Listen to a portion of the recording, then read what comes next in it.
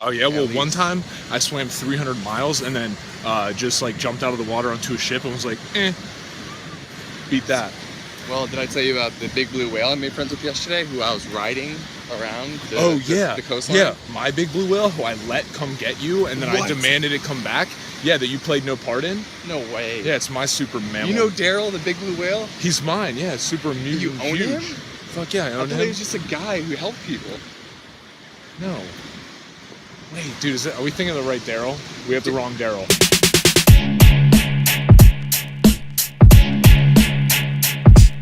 What is going on, Zen Dude Nation? Today, we are going to be learning and going over again the fundamentals of how to jump rope, because you need to get these skills down before we start doing some of the more advanced stuff. So, you can't run if you can't walk. You know what I'm saying? Your homework is to jump rope for 5 minutes. That's it. Continuously. Let's get into it, y'all. All right, dudes and dudettes. So to start off, guys, we're going to start with sizing your rope. Now, it's super important to have the right jump rope cable length. And as you can see here, you can measure that by stepping in the middle of the rope and pulling the handles up to your nipple or chest area. And as you can see, the rope handle should be right underneath my armpit. So as you can see here again, now the recommended size for your rope, guys, if you are 5'10" or taller, your rope cable, excluding the handles, should be 3 feet taller than your height. So I'm 6'3", so therefore my rope cable is 9'3", not including the handles. If you're below 5'10", just add 2 feet 10 inches to that, and that's the length of the rope cable that you should have. See, again, pulling it up into underneath my armpit. It's super, super important to have the right rope length, because you have the right combination of tightness and ability to spin that rope. Now, holding the rope, guys, before we go all out and start showing you how to jump, you're going to need to know how to hold the rope. Now, notice here, my body is in perfect symmetry.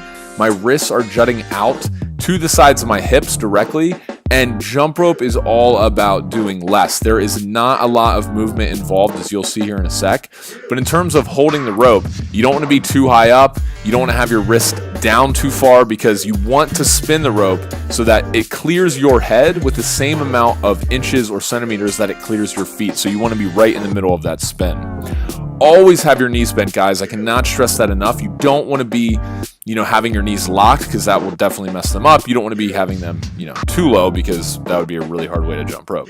Anyway, next up, guys, we have get up on your toes. Okay, so with bending the knees, guys, you want to make sure that you're up on the balls of your feet, on your toes the entire time you're jumping. You never want to be flat-footed, okay? And as you can see here, I'm jumping and I'm on my toes the entire time, and my feet are not coming any more than at the most 2 inches off the ground for regular bounce. So somewhere in the range of 1 to 2 inches is all that. And as you can see, I start going faster, and it requires that I actually jump lower to the ground. So now, putting it all together, guys, spinning the rope, check out my body movements here. As you can see, jumping rope is all about doing less.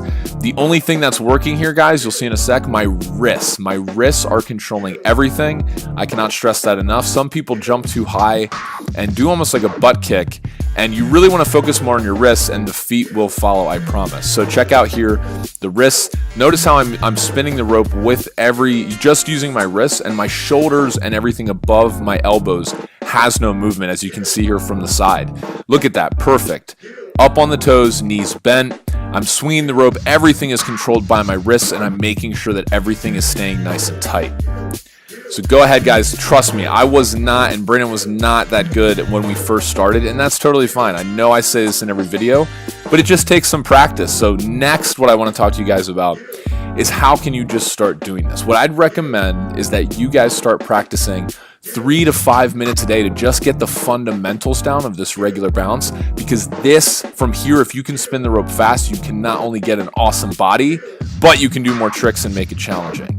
See you guys on the next Zen Dude Fitness tutorial.